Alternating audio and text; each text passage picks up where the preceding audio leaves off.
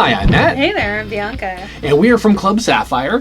And this is my favorite night of the year. It is your favorite night of the year. He looks forward to this, and anywhere we go, like any vacations or anything, this is always, he's like a kid in a candy store. It's his favorite. Schoolgirl night. Yes. Schoolgirl night. Yeah, no, that is my thing. That is. Yes, it is.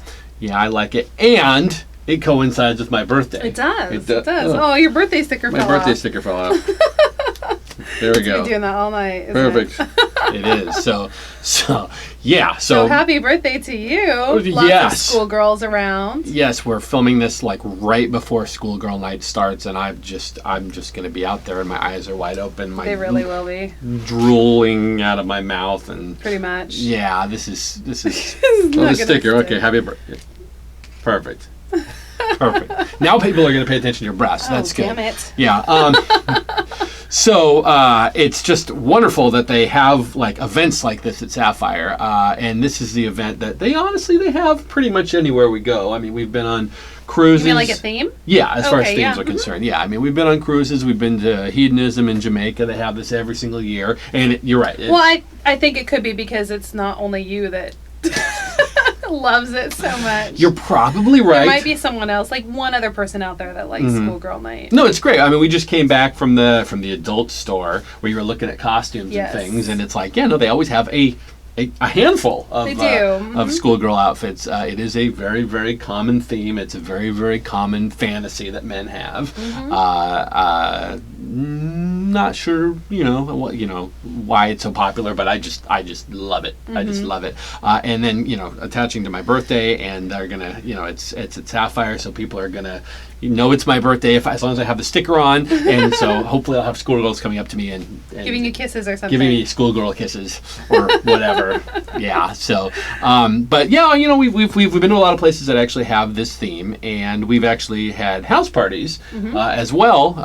I remember actually my 40th birthday, which was an amazing birthday. I mean, when you're in the lifestyle, you have amazing birthdays. I think that's just kind of a given, because both it's just one of those things. There's so much from a spouse's perspective, like you want to give the spouse when you're in the lifestyle. I mean, like so much of this is just a gift in itself. Sure. That you almost want to see what that person can get for their birthday or whatever it might be, which makes, honestly, as an adult, me look forward to birthdays as most vanilla people do not look forward to their birthdays. Sure. So it's like I just turned 43, so it's just one of those things where I'm like, I don't care. 43 is good. Let's see what's going to happen on my birthday. And so I'm excited to find out what that's going to be. Yeah. We actually, on my 40th birthday, we had a schoolgirl themed party, because September, is always a back to school. Out. Yep. You did, and we had probably about 80 people, something like that, that were there and all of the women were in their schoolgirl outfits, and I remember vividly, and I don't know, I might have told this story before, but you got me a cake. No, one of our friends baked you this cake. Oh, she baked a cake. Oh, I didn't know that. Okay, so she baked a cake that was 2 large breasts. And they were perfectly, with their great nipples and all that. It was just these giant breasts on a cake, and it was the most beautiful thing I've ever seen as far as cakes. He teared up a little. I did, because it was amazing. And you had the idea of, hey, let's. No, it wasn't me. Okay, you're ruining my story by changing it. I'm trying to change it, okay, and I'd appreciate it if you would just not fix it for me. All right? Okay. Okay, all right. So you had the idea of having a picture taken with my dick between the breasts on the cake, and everybody's like, oh, that's great, that's awesome, and I'm like, yeah, sure, I'll do that. So I stick my dick out, and I put it in the cake, and it gets frosting on it. You put some frosting on it, so and everybody's taking great pictures of this type of thing, and then no one wanted to eat that cake. It was just like all of these women in this entire room probably would have had no problem with my penis in their mouth, but once my penis touches the cake, then they don't want the cake anymore. And I've always found that to be kind of insulting. Well, would you have etten the cake? Oh, God, no. But I also wouldn't put my penis in my mouth. I would have, if I could, maybe. I don't know. But I think most guys, if they actually had the chance, at least they would try. You would never leave your room. That's right. That's what I said. If I ever got breast implants, I'd be like, see you, Bianca. I don't need you anymore. I'm just going to play with these all day long, and I'm just going to be a hermit and live my life that way. But it raised some questions because we had always hosted a lot of house party, and we unfortunately lost our babysitter right after this event. So this was the last one that we had at our house, and we had quite a few people there, and it actually got to the point of being almost a little bit too much, where we actually had never had issues before with any house parties as far as etiquette was concerned, and there were people that actually crossed the line over what is actually acceptable, that you would even think that you wouldn't necessarily need to tell people, right, when not only when they're guests in your house, but they're guests that are actually having sex in your house. I found a lot of people. We have a lot of friends now, of course, at Sapphire that we've met since that time, but this was a few years ago, and there were a lot of people that we hadn't met before that we invited because I found them on one of the websites or whatever it might be, and they looked attractive and all of those and fun, and all, and they'd been in lifestyle a while, so they knew kind of the ins and outs. They weren't brand new people, so we invited them, and all these people came. And there was one point where there was an orgy going on with all of us and a lot of people in our playroom. Our basement was basically rearranged to be a playroom with lots of beds and that type of thing. And we had I guess early in the evening, when anybody came into the house and they'd never been there before, I gave them a tour and I brought them downstairs and I said, "This is a playroom." Basically, gave them the rules and all the that. rules. Don't have sex up in the living room. Have sex in the playroom. Here's a bathroom around the corner, that type of thing. This is our bedroom off limits. And later on, as we're actually in the middle of everything, someone says to me, "Hey Matt, do you know there's people playing in your bedroom?" And I was in the middle of having sex with someone, and I'm like, immediately like, what? Because that room was like full of stuff. Like when you have a party, you hide everything. You push extra furniture or clothes or whatever. I changed a couple of times, and like my dresses that I was wearing before were still on the bed. And laundry and all this. Obviously not like cleaned up for a party. No, and but it was off of the play area. I mean, there was and so this foursome, who were all very nice before when I had talked to them, decided to play in there when it was, not only had I said that it was off limits, but it was blatantly obvious that it was off limits. So I went in there and I said, "Hey, there's no play in this room," and they were just like, "Oh, I'm sorry, I had no idea." "Well, we're just about done." And I said, "No, you need to leave this room now."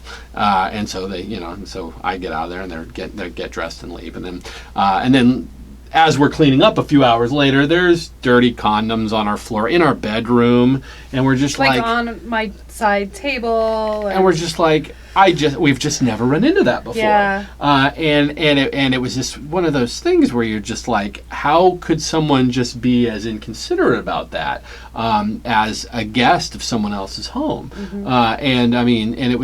It was just one of the we were upset about that. I mean, things happen and there's misunderstandings and all that, but that was just one of those things where it was obvious the playroom was full and they just really wanted to get into it, so they just kind of ignored the rules and just moved over into our private area.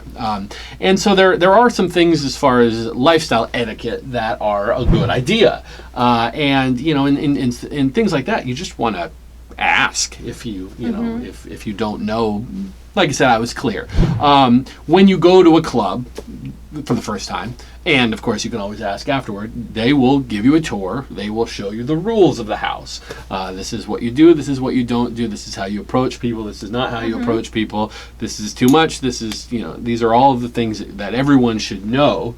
And unfortunately, I do hear stories from house parties and events and that type of thing where people try to gray that line a bit here and there, and it's just not necessary to do that. No. You can have all the fun you want. You can be as hedonistic as you want in lifestyle, as people tend to be, but there are a handful of rules which are just a good idea. What other etiquette things? Well, it's nice to have, not have bad manners. Well, like one of the things that, you definitely is like a big, big thing is clean up after yourself. Like, don't leave condoms or condom wrappers, that kind of stuff lying about. Like, there are garbage cans everywhere, no matter where you go. Yeah. It's not difficult to find a garbage can. Most people, clubs or homes, have many garbage cans for you to take care of that yourself. Don't leave it for someone else to take care of. I mean, shit happens. Like, you forget that you put it here or whatever. But try to remember where you put your condom or the wrapper so that you can grab it and take care of it before you go. And that goes the same, I think, for, like, wet towels and stuff. And, anything you use in your little area, like, make sure you take care of it.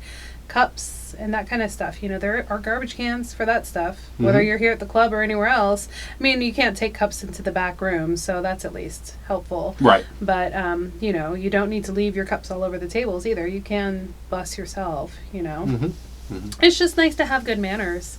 Right. And a lot of these things you would think, well, this just goes without saying. Yeah. But unfortunately, like I said, there are a lot of people that gray that area, or they don't think the rule is particularly attained to them, or they were so busy getting hot and heavy that they'll get to it and then completely forget about it. And I get that, and I have to believe that I've probably made a mistake here and there over the years. I mean, I've probably had, left a condom on the chandelier or something.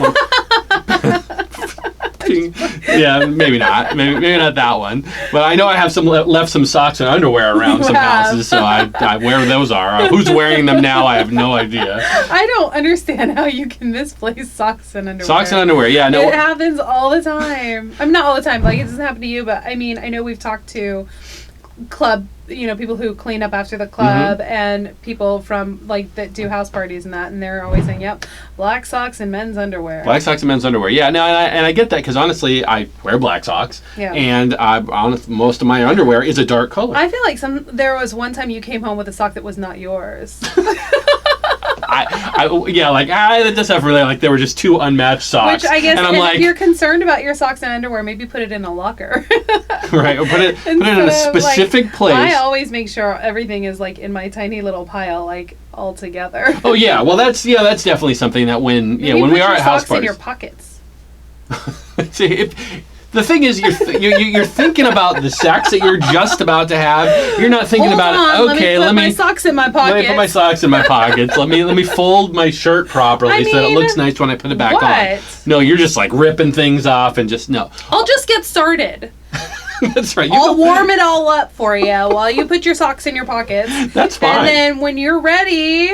Maybe that's why there's that whole concept of, like, when you have two bisexual women, that the women will start off playing by themselves and the guys will join in. Why that's so common is so that the men can actually get undressed and make sure they don't lose their socks and underwear. Could be. They can just be like, you guys just go for a little while because you have less clothes to take off. True. So that's probably what it is. Yeah. But yeah, I tend to, when we're at house parties, I tend to, when I take off all of my clothes, to put them in a specific spot because obviously a house doesn't have lockers, that type of thing. Like they have lockers here at Sapphire for you to put your stuff. But I will find a corner or a chair or under a chair or whatever it might be, and I'll be like, this is where my little tiny pile of clothes is piled.